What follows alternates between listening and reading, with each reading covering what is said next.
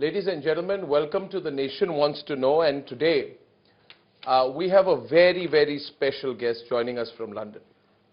With me today is the European Director of the Brahma Kumaris, Sister Jayanti Kriplani, who has been a guiding force for millions of people across the globe through the work of her organization, which teaches Raja Yoga and the application of spirituality in our daily lives, which is so important in the times in which we live. Brahma Kumaris, ladies and gentlemen, has been accorded the general consultative status with the United Nations, with the Economic and Social Council, and the United Nations Children Fund, UNICEF. Om Shanti, Sister Jayanti. Om Shanti. Oh, And thank you for joining me today. nice. It's such a pleasure to have you with me. My honor. Not only is the impact that you have, Sister Jayanti, on people with your work immensely profound, I want to start with your own personal journey to embarking on spirituality and your association with Brahma Kumaris, which has been a profound one. May I begin by asking you, what propelled you towards spirituality, so we can get to know a little bit about your background? You've been a spiritual guru for over 50 years, and you've spoken about how your change in surroundings from Pune to London, where you grew up, made you aware of the fear within, and you drifted towards spirituality. Could you share with our viewers a little bit more?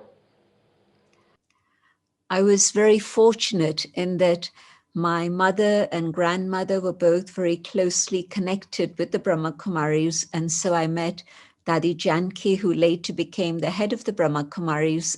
I met her at a very early age, and even though I'd live in London, we'd come back to India and I'd be meeting with her, and also actually the founder of the organization, Brahma Baba. But it was a relationship of great love and respect, but not really an understanding of anything more than that. And then I decided I'd spend some time in India getting to know my roots. And when I did that, after a few months, I decided I'd just find out what the Brahma Kumaris were saying. And so it was curiosity. And when I started listening, it was incredible. All the questions that I had were being answered, and I was understanding very deeply all the things that were very relevant for me in my life. This was way back in 1968, a long time ago. But it was very, very valuable for me. And I then thought, well, this has helped me so much. I know that there are many, many of my friends who this would also help. And so I started the journey to become a teacher, and this is what happened. For those who are not completely and very well informed, can you tell us a little bit more about the philosophy and guiding principles for Brahma Kumaris? For example, my question would be, how does meditation and spirituality act as a binding force? Or perhaps if I can take that a little forward, the concept of Indianness, which is rooted in Brahma Kumari. Maybe you can tell us a little bit more about it, and how significant is that message of Brahma Kumari for India and for the world in our present times? Sorry, it's a bit of a long question, so I just wanted you to elaborate on the basic principles and guiding principles of the Brahma Kumaris, so that more and more people in India get to know. Surely. We feel it's very important to be able to study spiritual teachings, because very often so far we've just been told to believe something and not necessarily have an understanding of the ideas that come up. And so Brahma Kumaris believe that first step is to be able to understand yourself. Very often they say how self-realization leads to God realization. And so for me, that was absolutely true. When I began to understand what is the soul, but more importantly, I began to experience the existence of the inner being, the being of light, the being of peace that sits here in the center of the forehead and is the one that's able to do everything that I do as a human being. So first step, to have that awareness. Second step, to be able to connect with the divine. And our understanding of the divine is very, very simple. A being of light in the image that you see behind me. And so no human form, no physical form, no angelic form, just the source of light, of love, of purity, of peace, of strength. And so in yoga, meditation, the word yoga means connection, union. And when I come to the awareness of the inner being and I connect with the Supreme, I'm able to receive the love, the power that I need in today's world. Whether India or the world out there, I think there's, at this moment of time, not so much difference. It's as if we've all become part of the global family. And so we're able to recognize each other. We're able to share the same foods with each other. In England, there was a time when it was curry and chips that were the most favorite of all menus. And so it just gives you an idea. On the one side chips, but on the other side curry. These were the favorite foods of the British people. So just looking at the current state of the world, I would say that this is such a difficult time for many, many people to travel through. And it feels as if it's a time that is very heavy, very difficult, but also very dark. And at such a time, I feel that meditation, the awareness of the inner being, the soul, and the connection with God is the most critical aspect of our life. Because if I can go within and come to that awareness in which I can have a stable mind, a loving heart, a generous heart, and an intellect that's able to recognize the difference between truth and reality and that which is false and illusion. I think that if I can develop these facets of my own inner being through meditation, I'll be able to traverse this very difficult journey of life. And without that inner capacity and that inner strength, it's going to be very difficult. I know that for some people, a long lockdown across the world has been a very difficult challenge.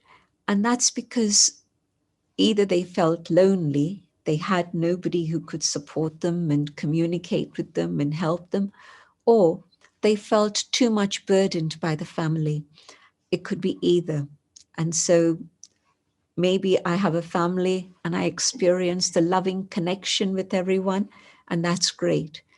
And if I'm alone, I can also benefit from that aspect in which I know I have a chance to do my own inner reflection and bring about the changes I need to within myself.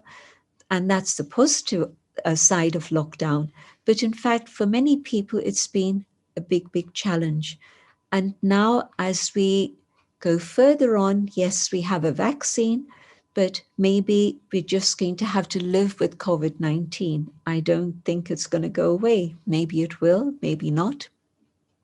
But what must I do inside myself to be able to cope with whatever situation arises?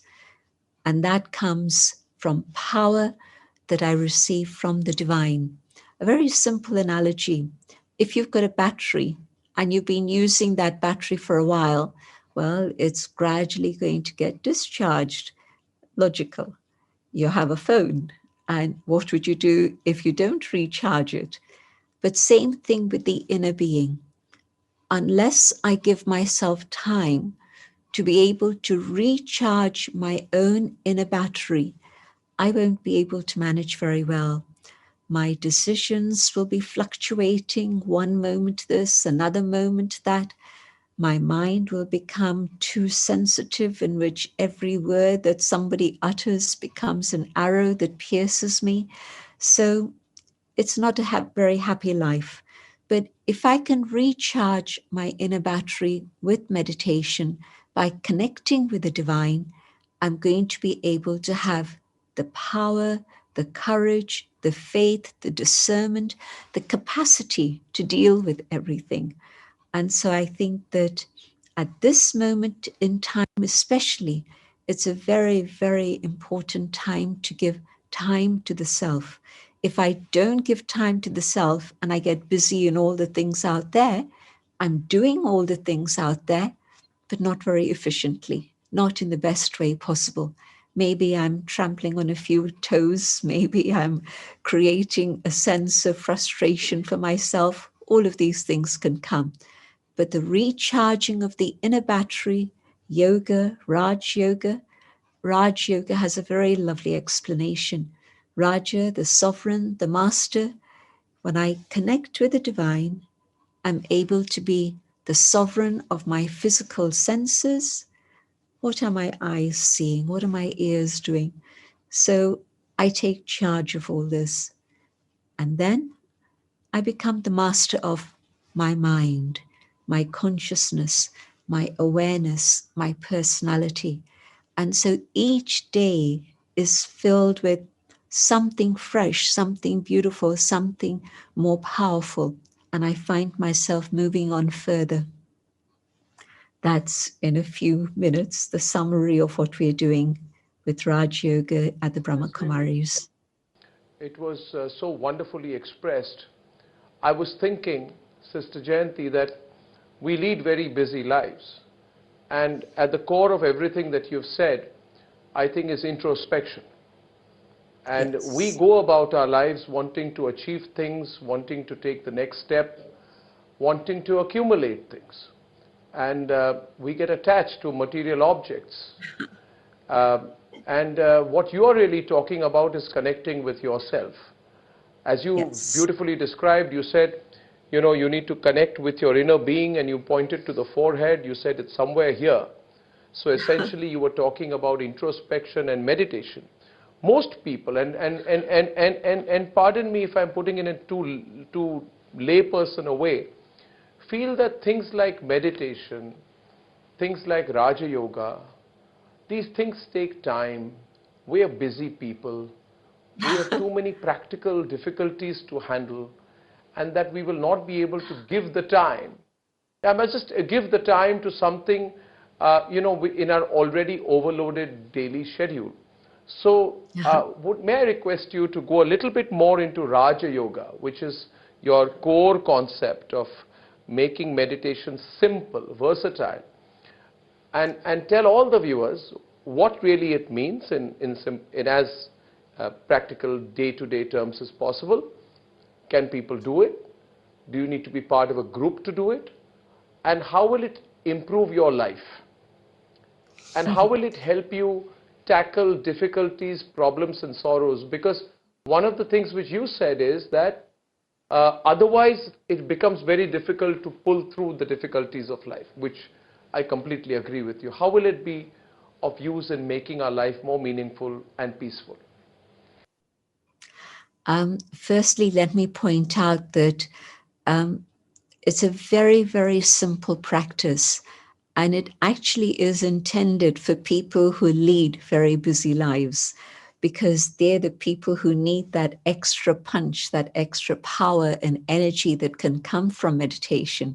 So certainly it isn't for people who have all the time in the world and nothing to do except look at their navel and meditate on that. So none of us do that, because Raj Yoga is connected very much with the mind. And so it's not where you sit, how you sit, the place that you're sitting in. It's really me and my personal connection with the divine. And in fact, I think within 2 lessons, I was able to learn to meditate and start practicing. It was very, very simple and natural. You see, the first step, coming to know the self. A question I have is, if I were to give a description of my physical form to anybody, how much would they be able to know about me? They'll know the color of my hair. They'll know the color of my skin. They'll know the color of my eyes. They'll know my height, my weight, and maybe all those things. But how much do they know about me? Zero. And this is because they're just looking at the external form and the external identity. Even myself, if I'm simply associating with that external form, I never get to know myself. And this is why there's confusion, there's frustration, there's sorrow. If I take a moment and go deep inside, deeper and deeper, to come to the core of my being, I begin to realize that the inner being that I am, the being of light, has everything that I am within it. My thinking, my perception, my awareness, my feelings, my emotions, my memory, my conscience, my personality. Everything that I am is not this. It's actually all in this tiny, tiny, infinitesimal point of light, the soul. And so, starting with that, knowing that I have everything I need within myself. But what's happened is that I'd forgotten to connect with myself, and there were layers and layers of dust that accumulated. And so, what I need to do is to just go a little bit deeper, a little bit deeper, a bit deeper, and come to that awareness of the shining star that I am. And I begin to watch my thoughts. And I see that most times, any given moment, there's 12 different channels going on in my mind. All sorts of things are happening. Now, I don't want that anymore. I want to be able to focus my thoughts and be able to concentrate. And the buddhi, I'll use that Hindi term because the word intellect doesn't really convey the full sense of it. So when the buddhi has this understanding, I'm a soul, I am the master of my mind, and I can make my mind my friend instead of making it my enemy. You know, some people have this fight going on inside themselves. And if I'm fighting myself, what am I going to do with others around me? I'm going to be quarreling and getting into conflict with them also. But when I come to that inner state of peace, what happens then? When I communicate with you, I communicate peacefully, with meaning, with significance, instead of just all sorts of things that are coming into the mind and floating out of the mind. So immediately you begin to see the benefit of this in your life. How many people complain about themselves and say, oh, I can't focus, I can't concentrate, my mind is all over the place, I keep thinking about the past, I can't focus to the present. So meditation changes all of that very, very quickly. It's not years and years of practice. It's 2 lessons. First lesson, who am I? Second lesson, who is the divine? And so firstly, giving time to myself, as you said, to introspection. And as I do this, I'm learning to be the master of my thoughts and to make my mind my friend, which means let me talk kindly with compassion to my own mind. Let me be able to go deep into myself and see that my original qualities are actually very beautiful. So often we fluctuate between superiority and inferiority, up and down and up and down. But there's a state in which I can come to an understanding of myself in which I'm able to have self-esteem. And that's not selfish, but self-esteem and connecting with my own inner dignity, I'm able to treat you with dignity and respect. You know, so often today, many people complain, parents don't have respect for their children and their children don't have respect for parents. That goes on all the time. Teachers and pupils, employers, employees. It's a constant struggle. But where I have self-esteem, I don't need you to give me respect, but rather I'm able to give respect to you. And probably what will happen is that you'll start giving me respect in return. It won't happen instantly, maybe. Maybe it'll take a while. But it means that it starts with me.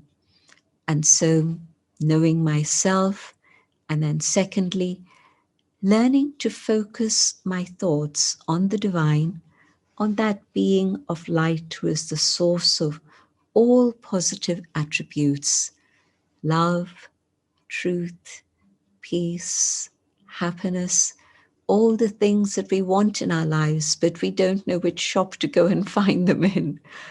We used to think that, buying something is going to make me happy. Well, for how long? Half an hour, 1 day, 2 days, and it's gone. And so happiness is actually something that I have within myself. And when I connect with the divine, all the layers of dust are removed. And I'm able to connect with that happiness which is truly mine. And I don't need things to make me happy. I don't even need other people to make me happy. Rather, it can go the other way. I can think, well, what can I do to give happiness to another? Is there some time I can give? Is there some food I can give? Is there just a smile I can give? Whatever it is that I have, but there's something that I have that I can share that can make another one happy. And so that connection with the divine is something which is absolutely vital in today's world. And my hope is that even though there are people watching who maybe have a path of meditation which is their own, or a path of bhakti which is their own, and that's absolutely fine, but to acquire more knowledge is always valuable in human life. And so I would recommend find out more about these ideas and follow them through.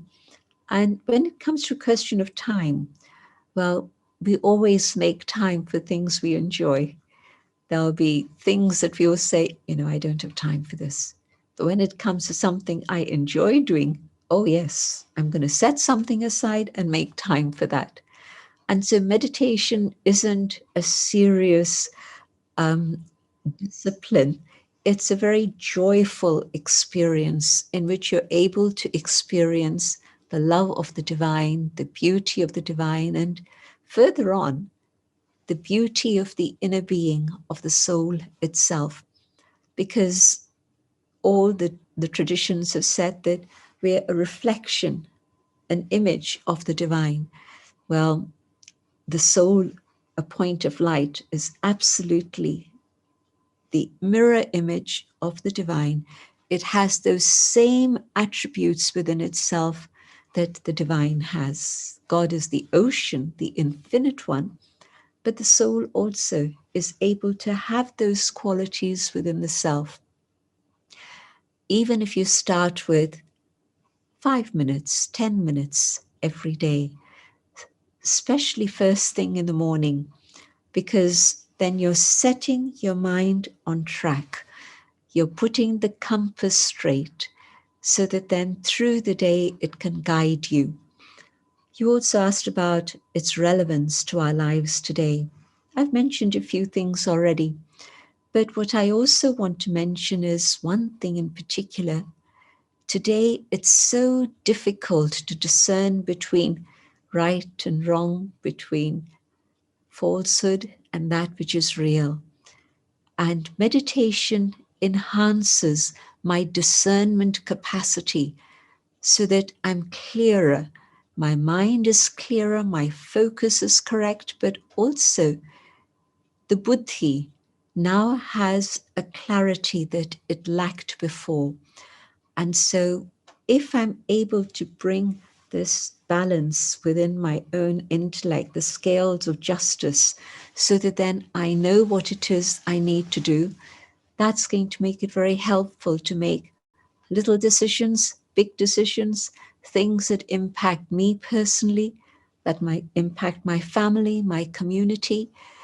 You can see it's such a vital thing in today's world. And so at every step along the way, once you can meditate, life is more beautiful, much sweeter, more, more of everything that is excellent. One in which your heart is opened up, you're able to be more generous, more giving. Your family benefits, everyone benefits, you benefit. Sister Jayanti, uh, another question people would have is, people have difficult lives, difficult backgrounds, and different experiences. Life is not easy. We go through hardships and a lot of pain as well. And people often use the cliche about healing the soul. And very often people turn to spirituality to heal the soul. Is it possible to heal the soul? Is it possible to remove negativity from your inner being? Is it possible to reform? And how difficult or how lengthy is that process of self-realization? Because, there are, again, a commonplace question is that this is for people who are very evolved, right? But I am in a, I'm in a space where either I would say I don't have time, or I would say that people would say they've gone too far to heal the soul. So, a practical question then. You earlier said a wonderful thing where you said that this is meant for people who are very busy, and I think that's absolutely so well put. My father used to always say, he was an army officer, he used to say about his father, my grandfather was a very busy lawyer, and he used to say to my father that if you want something done urgently, you must give it to a person who is very busy, because they are more likely to do it in time. So I agree with you on that. Time can be found. But what about healing of the soul? Is it possible to do it at any stage, at any age, and in whatever capacity? Absolutely. This is what meditation is really about. Because if you scratch below the surface, for everyone, I don't think there isn't a single human being around at this moment in the story of humanity who doesn't have pain and sorrow that they're carrying. It's only through meditation and God's love that the soul can be healed.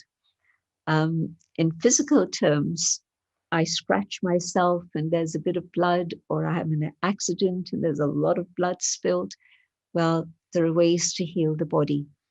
But the healing of the soul is a very different matter.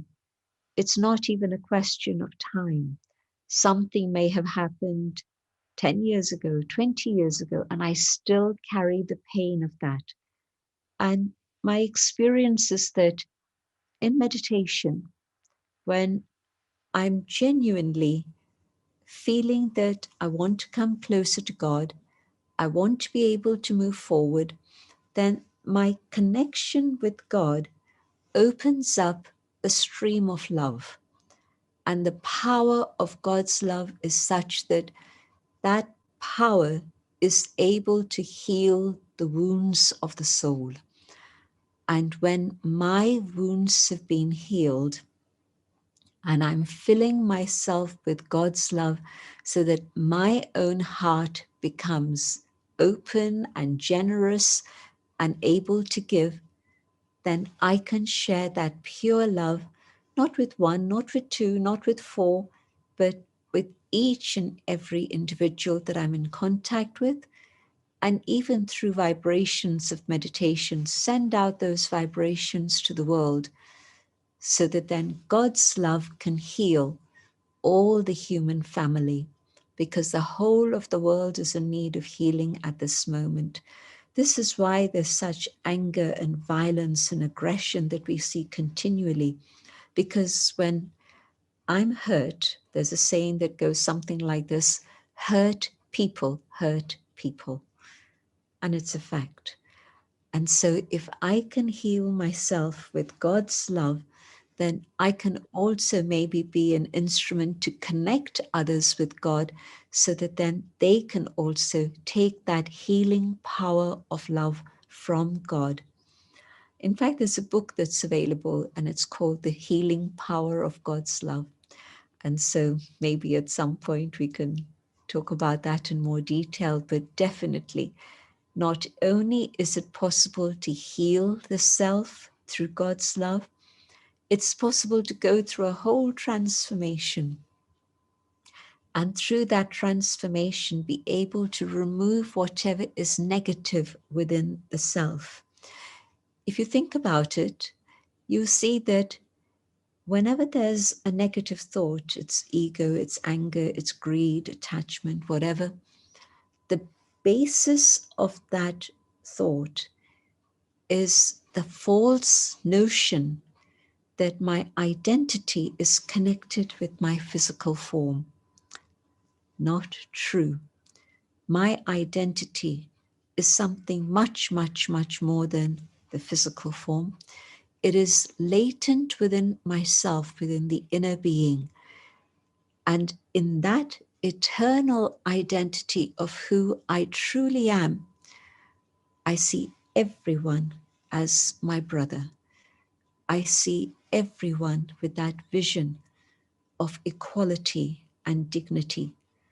No superior, no inferior, but each one of us has gifts that have come from the divine.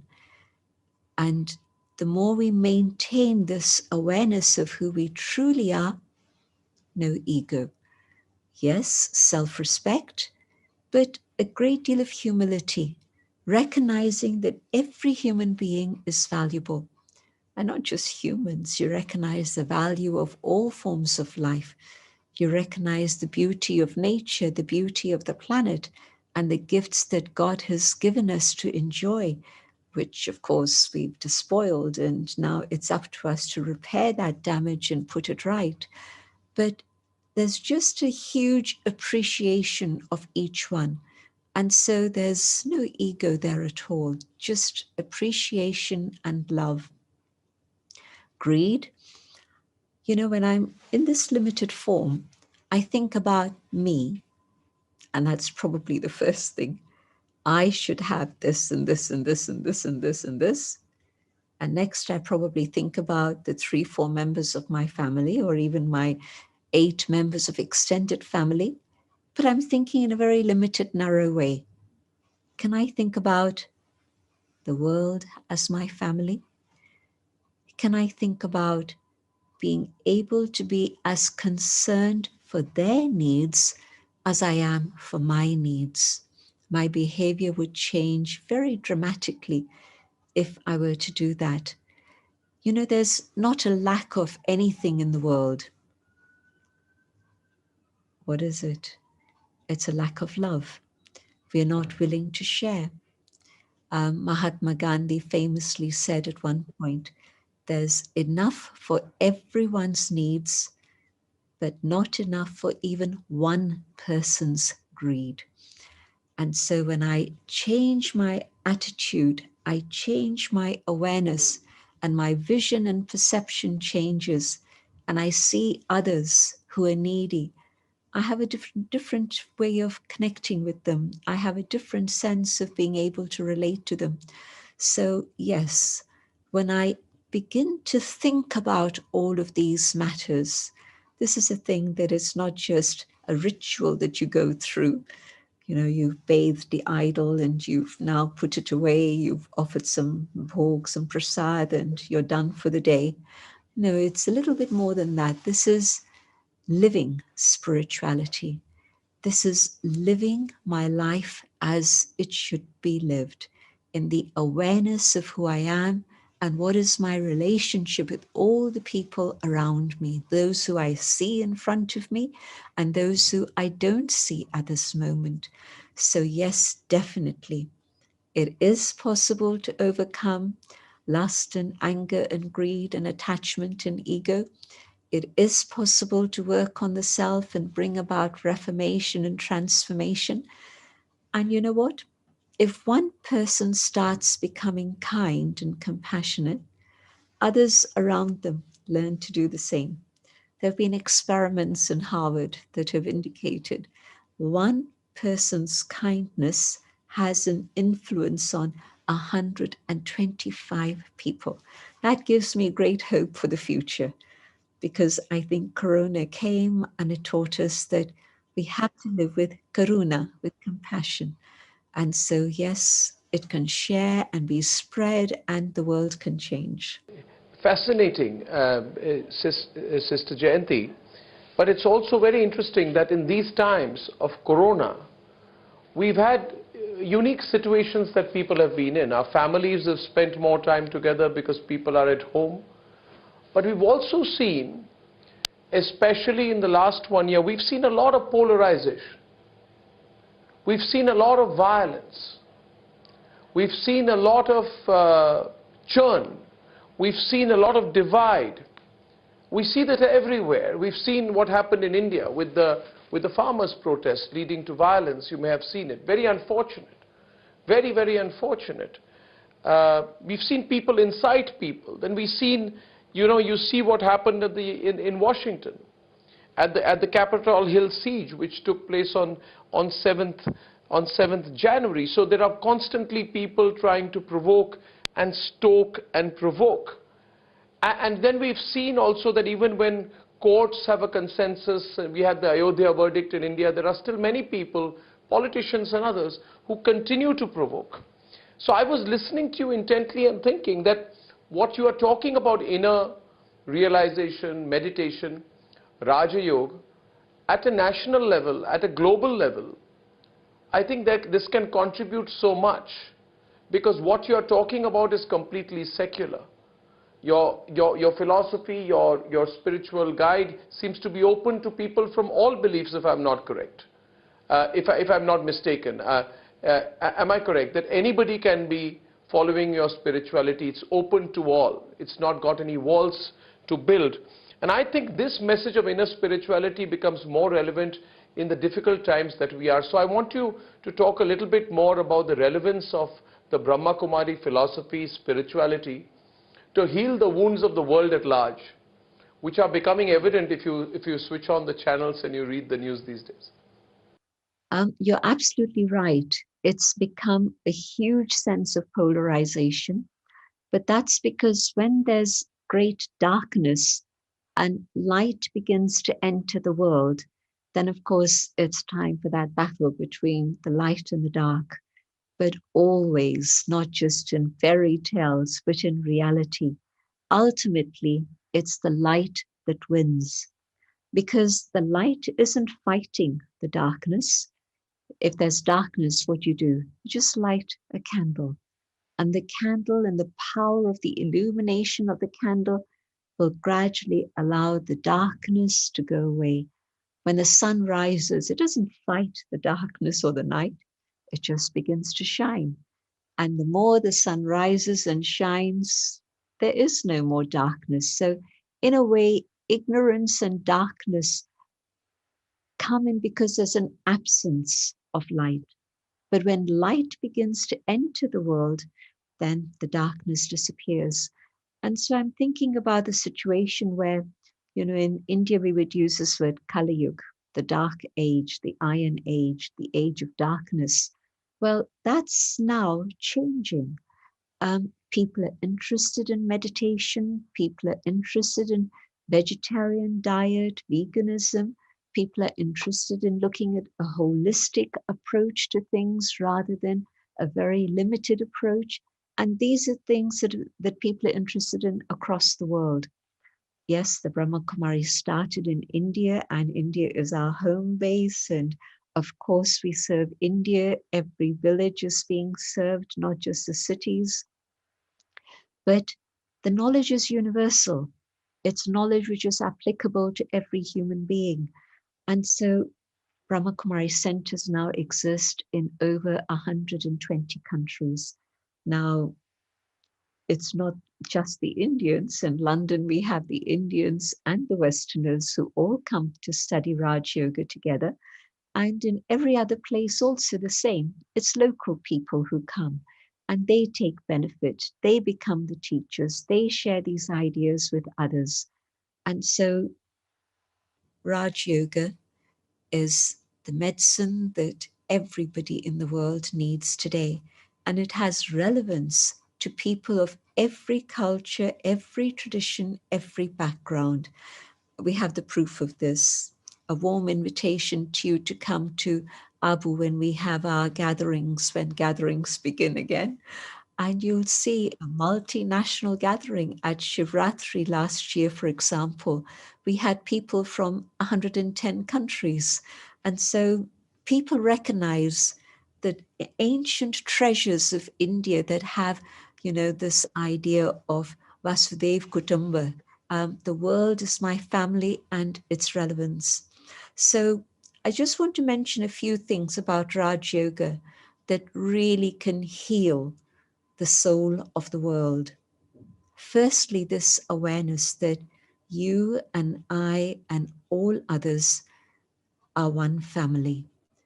And if I begin to see people of different colors and races and backgrounds and genders with that vision of the soul, that divisiveness that has come in, that's separating us and creating all the problems in the world, that shifts completely.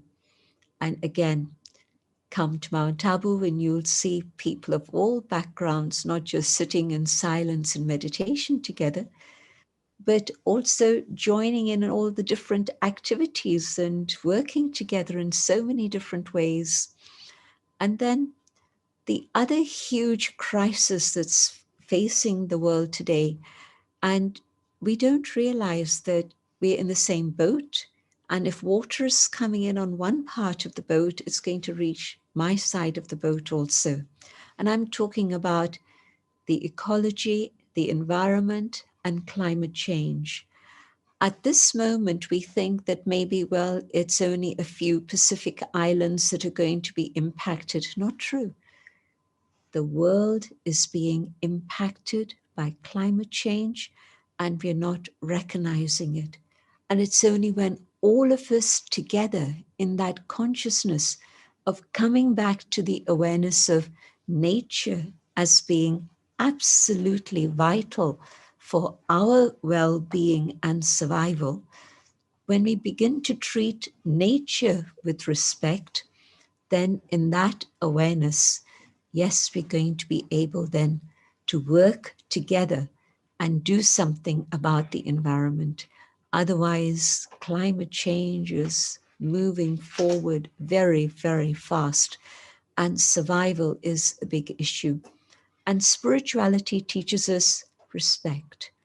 Respecting ourselves, respecting the laws of the land, respecting nature.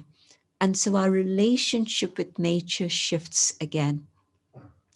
And so the light is shining and the light is spreading around. And more people are talking about values. More and more people are talking about meditation. I see the change in a very practical way that's happening.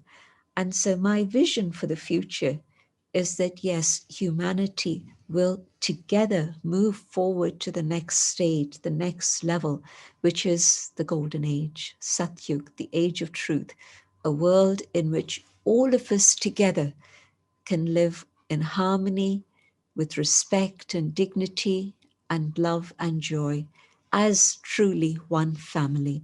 I believe that is the future of humanity. Yes. I hope that is the direction in which we are moving. And as they say, Sister Jayanti, sometimes the darkest night is before the dawn. And that's what we have seen in the last 1 year, but at least the whole world, a large part of the global population has had time to introspect, including on what you just said, our lack of respect and our abuse of nature. There's so much to talk about, but I have a limitation of time. But may I say one thing to you, that every word that you have said has had a profound meaning on me, and I truly look forward to learning more about your philosophy and perhaps getting to meet you one day and taking some spiritual guidance myself. I thank you very much, Sister Jayanti. It has been an honor to speak to you today, and I hope every word you've said reaches as many people as possible through the Republic Media Network. Thank you so much. Thank you so much indeed. Thank you for this opportunity and excellent questions that gave me an opportunity to share these ideas. Much appreciated. Well, I don't know. Namaste. I don't know about the questions, but it came from the heart. Thank you so much. Thank you. Namaskar.